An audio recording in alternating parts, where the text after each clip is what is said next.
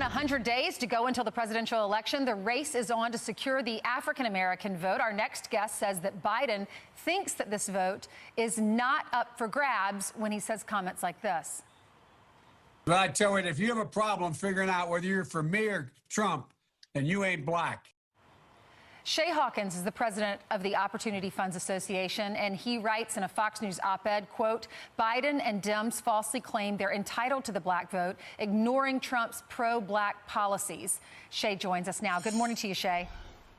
Good morning, Ainsley. Good morning. You're president of Opportunity Funds Association, and you are running for state representative in the state of Ohio, and you worked for Tim Scott, who is a senator from South Carolina, helped him on tax reform, and he thanks you for doing a great job there. So you wrote this op-ed. Tell me why you wrote it on FoxNews.com. It was out yesterday. Sure. I wrote this op-ed because the Democratic Party, Joe Biden, as its current leader, have long taken the black vote for granted, and they haven't had anything close to a substantive black policy agenda that would really improve black folks' lives for decades.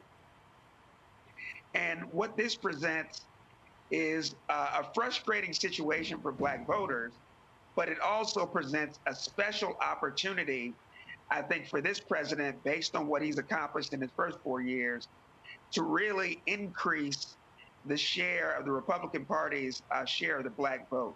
I think we could double it. Really? Okay, you said Democrats assume black people are too stupid to think for ourselves and judge candidates on their merits. Elaborate on that.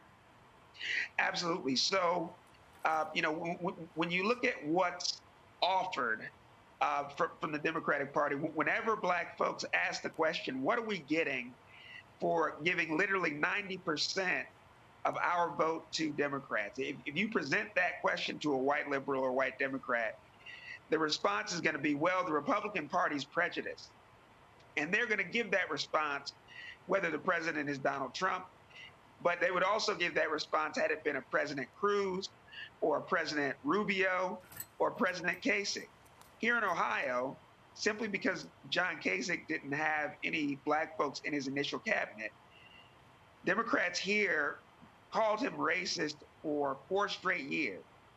But black folks' lives improved under Kasich, and so they weren't buying it. When Kasich ran for re-election, he got 1 out of every 2 black male votes and 1 out of every 4 black female votes for over 25% of the black vote overall, because their lives did improve.